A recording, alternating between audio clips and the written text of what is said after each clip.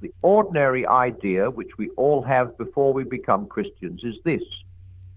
We take as the starting point our ordinary self with its various desires and interests. We then admit that something else, call it morality or decent behavior or the good of society, has claims on this self, claims which interfere with its own desires. What we mean by being good is giving in to those claims. Some of the things the ordinary self wanted to do turn out to be what we call wrong. Well, we must give them up. Other things turn out to be what we call right.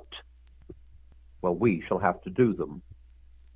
But we are hoping all the time that when all the demands have been met, the poor natural self will still have some chance and some time to get on with its own life and do what it likes. In fact, we are very like an honest man. Paying his taxes, he pays them all right. But he does hope that there will be enough left over for him to live on, because we are still taking our natural self as the starting point. As long as we are thinking that way, one or the other of two results is likely to follow. Either we give up trying to be good, or else we become very unhappy indeed.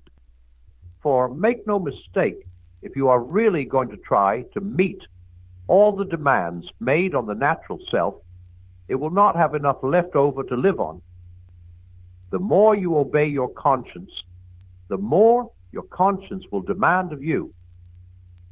And your natural self, which is thus being starved and hampered and worried at every turn, will get angrier and angrier. In the end, you will either give up trying to be good, or else become one of those people who, as they say, live for others, but always in a discontented, grumbling way, always wondering why the others do not notice it more, and always making a martyr of yourself. And once you have become that, you will be a far greater pest to anyone who has to live with you than you would have been if you had remained, frankly, selfish. The Christian way is different, harder and easier. Christ says, give me all. I don't want so much of your time and so much of your money and so much of your work. I want you. I have not come to torment your natural self, but to kill it. No half measures are any good. I don't want to cut off a branch here and a branch there. I want to have the whole tree down. Hand over the whole natural self, all the desires which you think innocent, as well as the ones you think wicked, the whole outfit. I will give you a new self instead. In fact, I will give you myself. My own will shall become yours.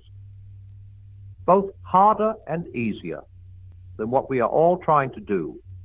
You have noticed, I expect, that Christ himself sometimes describes the Christian way as very hard, sometimes as very easy. He says, take up your cross. In other words, it is like going to be beaten to death in a concentration camp. Next minute he says, my yoke is easy and my burden light. He means both. And one can just see why both are true. Teachers will tell you that the laziest boy in the class is the one who works the hardest in the end. They mean this.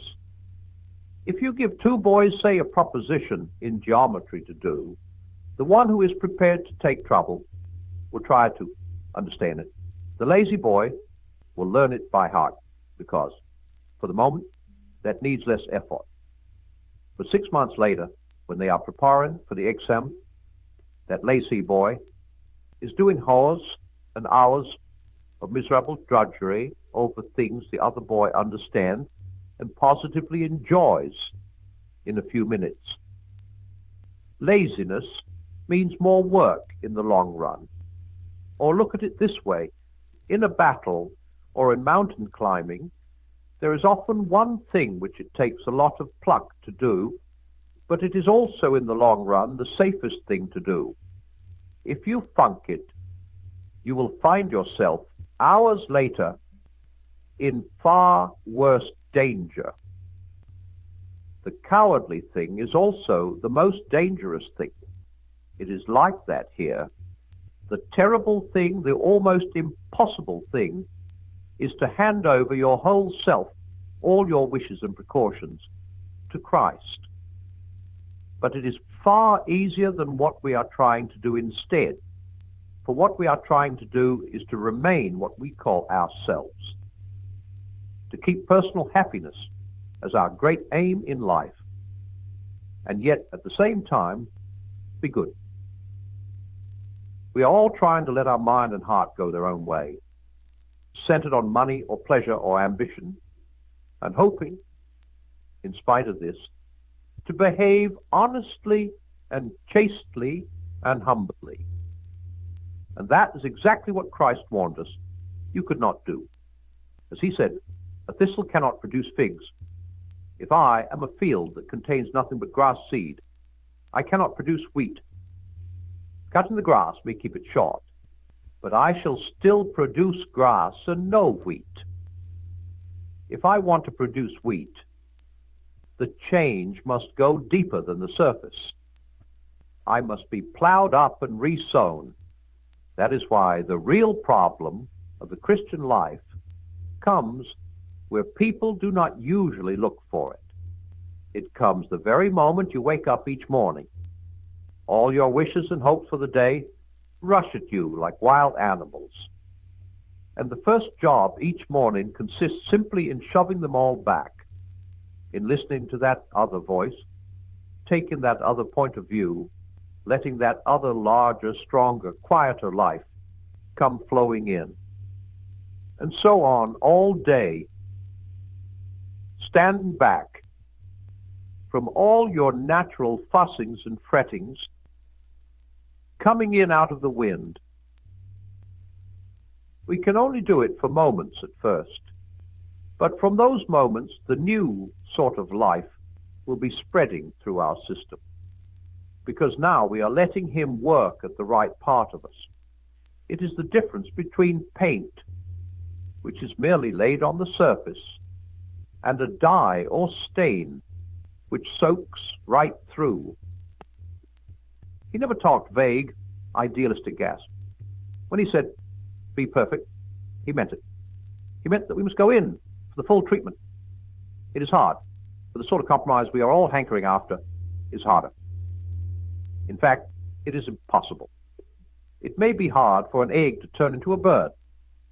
It would be a jolly sight, harder for it to learn to fly while remaining an egg. We are like eggs at present. You cannot go on indefinitely being just an ordinary, decent egg. We must be hatched or go bad. May I come back to what I said before? This is the whole of Christianity. There is nothing else. It is so easy to get muddled about that. It is easy to think that the church has a lot of different objects: education, building, missions, holding services.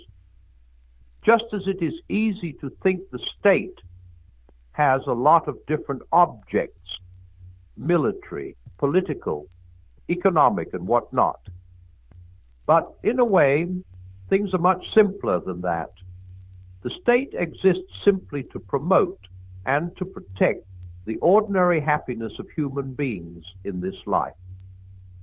A husband and wife chatting over a fire, a couple of friends having a game of darts in a pub, a man reading a book in his own room or digging in his own garden. That is what the state is there for.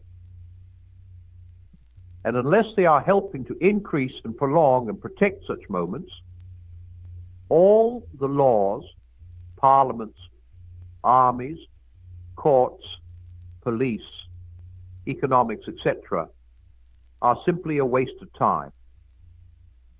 In the same way, the church exists for nothing else but to draw men into Christ, to make them little Christs. If they are not doing that, all the cathedrals, clergy, missions, sermons, even the Bible itself, are simply a waste of time.